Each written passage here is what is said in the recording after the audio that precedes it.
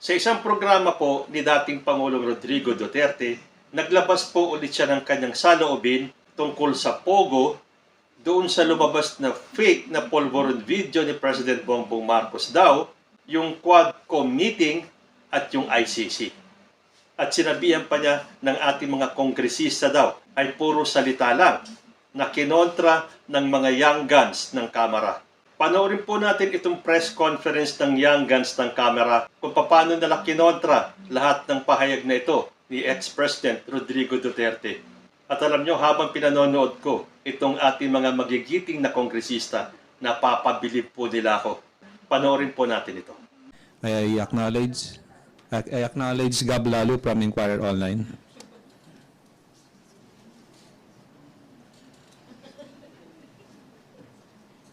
Hello po, good morning po. Kagabi po kasi na Facebook Live po si former President Duterte. Not that we want to talk about the Dutertes lang, pero nag-Facebook Live siya. Tapos marami siyang sinabi actually, yung meron tungkol sa fake videos na supposedly gumagamit daw si Presidente ng illegal na bawal na gamot. Meron din tungkol dun sa Quad Committee hearings. Actually, marami siyang sinabi. Meron din doon sa Pogo na dapat daw ni-regulate na lang para meron pa ring revenue yung gobyerno.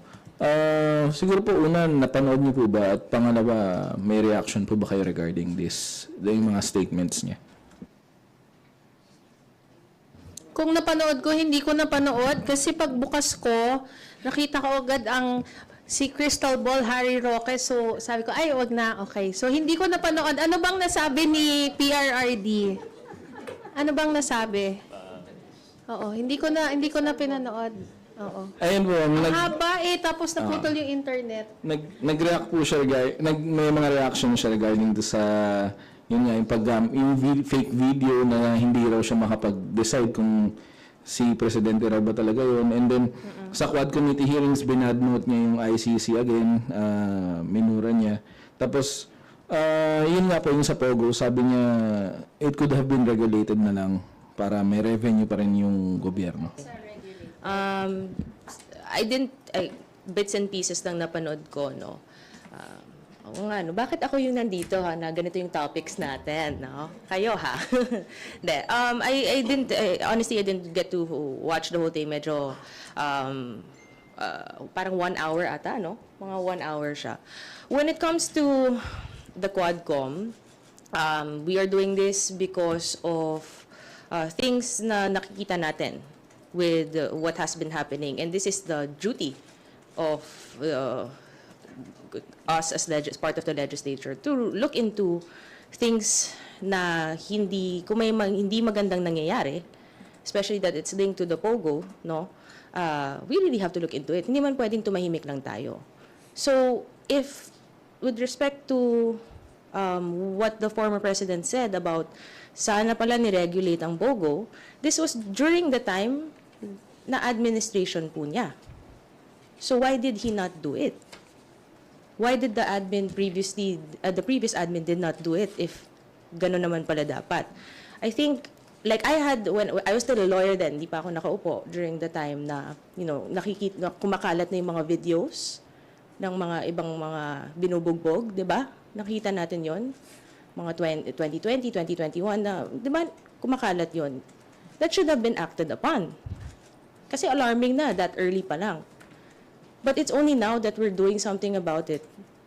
And thankfully, this leadership is not closing hindi sila tumatalikod sa mga ganitong nangyayari. The president is of course free to say what he wants to say, his opinion on what he thinks. And wala naman pong masama doon. We respect that. He is free to talk. It's freedom of speech naman. Saan mga sinasabi po niya. We respect that. But also, I hope things that are being said, not just the former president, but anyone, even influencers, even those who are getting interviewed, back all the things that they say with facts. Because we are living in a time na nakakatakot to spread misinformation, to do disinformation. And in the time of AI, na marami ng mga deepfakes. Kawawa naman yung mga bata na hindi na nila alam kung ano yung totoo at hindi. And they deserve to know what the truth is. At tayo, na mas matanda, and even part of the government, we have the duty to make sure the people know the truth and it's backed up by evidence and facts. So, yun lang po. I didn't also watch the whole video, no. Pero I got the piece of the yung sa fake video na inaalud ni former president. And as I mentioned earlier, no, it was already debunked. And as what also Congresswoman Miggs said, let's stick to the facts. It's already debunked, pero you try to relive that story. Medyo iba na yung mensahe din na pinapahayag eh. No? But we understand that that's his freedom of speech. We hope that the freedom of speech is also not used then to misinform. Yung sa atin naman, no, in the pursuit of truth, we hold these press conferences. In the pursuit of truth, Speaker Martin Romualdez also gave us a marching order to look into those issues, no? And yung sa atin naman, the committee meetings are public. You know, it's always, everything's live streamed. Yung Quadcom in particular din, live stream din yun, di ba? So I mean, like, mala-live stream yun, it will be a public hearing for everyone to know what the truth is, based on facts and evidence. So, yung sa atin lang, we hope na lang po that the people can discern kung ano ba talaga yung totoo, ano ba talaga yung hearsay, and na at least everybody gets to make an informed decision. Basta, you know, sa Bisaya pa, may word kami na, ang tawag namin, yaw-yaw, na salita pero baseless. So yung sa amin naman, I hope that it doesn't end up that way. Kasi sa amin, you know, nasasayangan yung oras natin, na makikinig pa sa ganyan. We could have spent 10 minutes doing something important, tapos yun pala yung maririnig natin. You know, baseless and useless. So I hope na lang, this is also a call na lang din, na for everyone to make informed decisions na. Listen intently, yes, but also try to verify the facts that are also being presented. And the facts point that that video is fake. So there is no other way to go around it. Multiple agencies have already proved it was fake. So yung, I hope na lang din na people recognize that, they keep that in mind, and move forward na lang, no? We'll look at the more important things at play. Pero rin pahabol lang, in line with what Kong China said about facts, this is why we are doing the Quadcom, to look at what is factual. At anong ba talaga nangyari? Bakit nangyayari to? And what are these things that are being tied to it? Because everyone deserves to know the truth. And we are doing this for everyone to know. Nakikita nyo naman po nakaka-stream naman din po siya. So, if you want to know the truth, then follow what is happening with the committee hearings.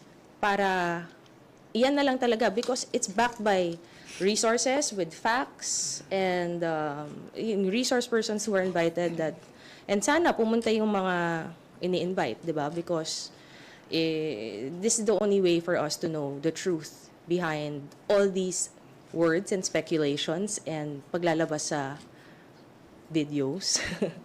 yun lang po.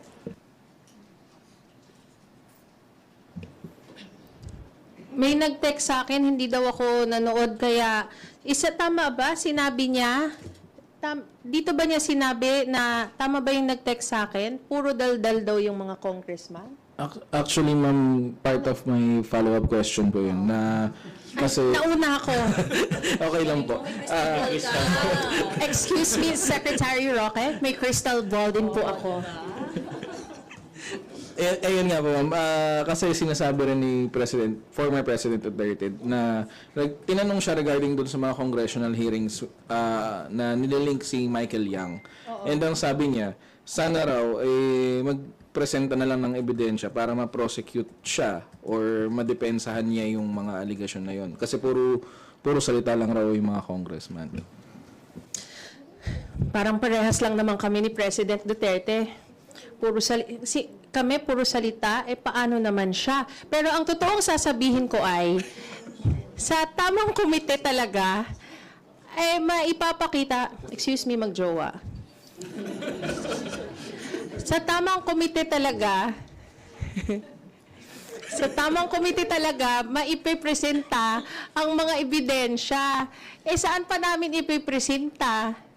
Sa reporter na naman. Di dumaan tayo sa tamang proseso, di ba? Yun naman ho ang hinahanap. Nasaan daw ang ebidensya laban kay Michael Yang? Nasaan ang ebidensya? Oo.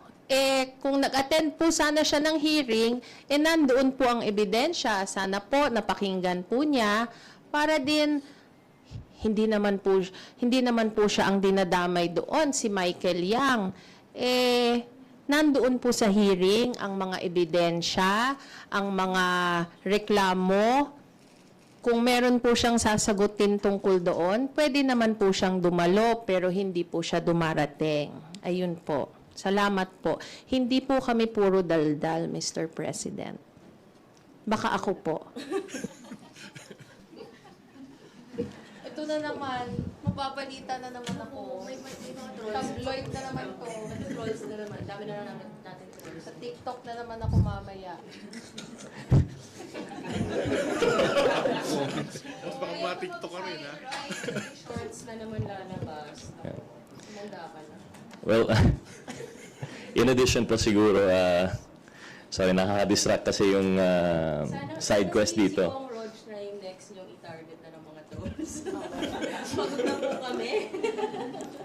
Well, I don't know what to say about that po, no? Pero doon balik sa question lang siguro ni Gab. Thank you, Gab. Yung initial question, just in addition po, no? I don't think we'll be able to say anything about, well, you know, mukhang maraming topics as usual.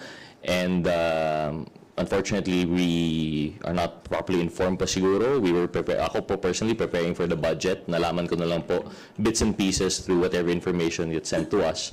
And I think yung most important po siguro ay dun sa policy on sa POGO. I personally don't see why there would still be that call for regulation. Nabanggit naman po ni Chairman Tenko na ang revenues from POGO is only 7 billion. Napakaliit po yan compared to the 5.6 trillion budget that we have. It comes with so many crimes, nakikita po natin. Kaya nga po may Quadcom po tayo. Worth it po ba yung 7 billion pesos? Pero nakikita natin, pinupugutan ng mga dayuhan dito sa Pilipinas.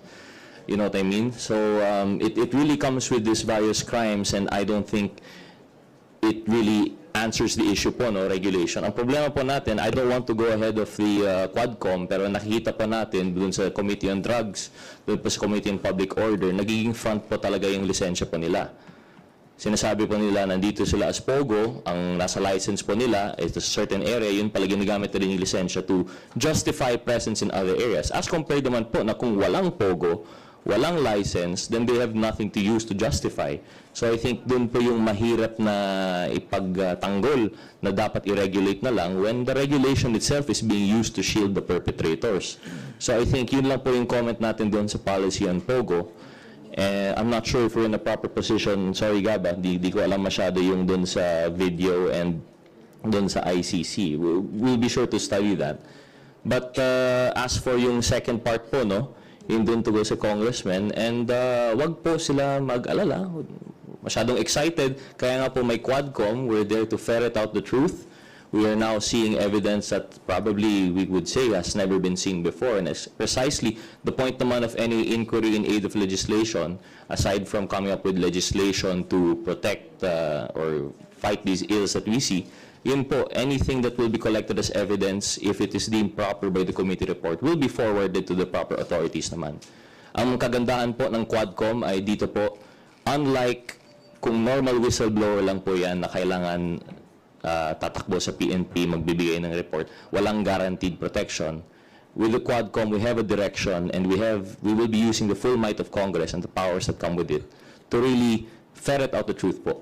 This comes with the protection of witnesses. We might be able to offer certain things that would, we might be able to offer the protections and guarantees that they need to be able to come forth and present this evidence, which has never been seen before.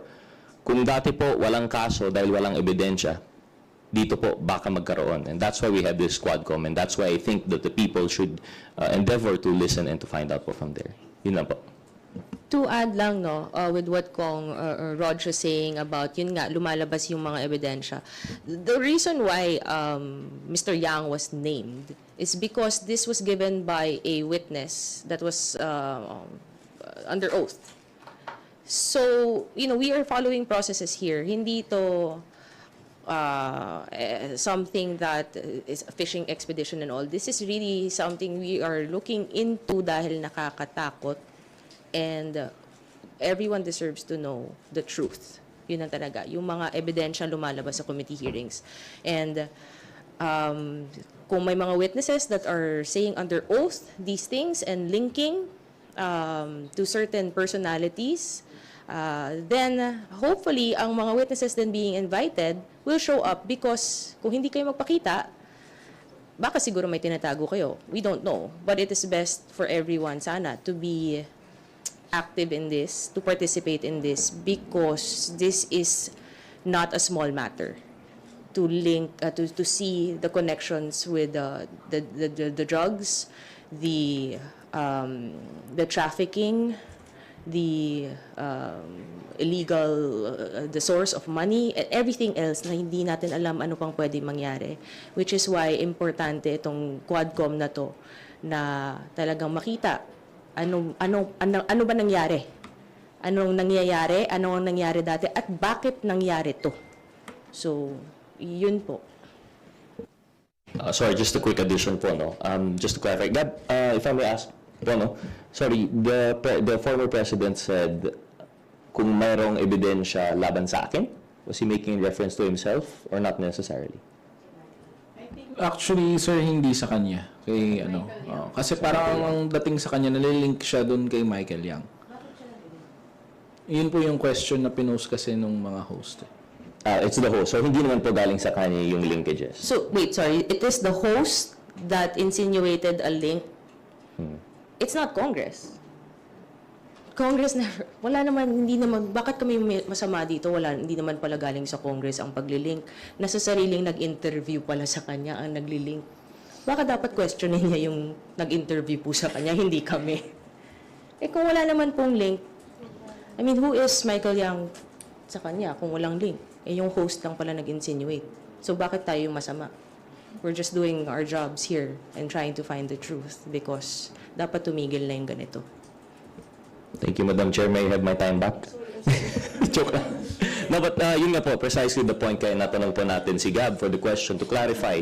Kasi wala naman po kaming nakitang linkages so far kay former President Duterte. Pero one thing is clear, we don't want to preempt the Quadcom, pero nakita po natin sa drugs, Michael Yang nabanggit. Sa public accounts and warehouses, Michael Yang nabanggit. Sa public order, sa POGO, Michael Yang nabanggit. So, there's definitely those linkages, which precisely is the reason why the Quadcom was formed.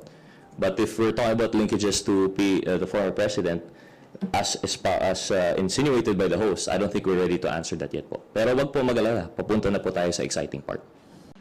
Ayan, ano ang masasabi nyo? Lahat ng issue na inihain ni former President Rodrigo Duterte ay nasagot ng ating mga magagaling na kongresista. At kayo na ang humusga kung sino ba ang salita lang ng salita. Hanggang dito na lang po muna tayo. Hanggang sa susunod na mga issues, maraming salamat po.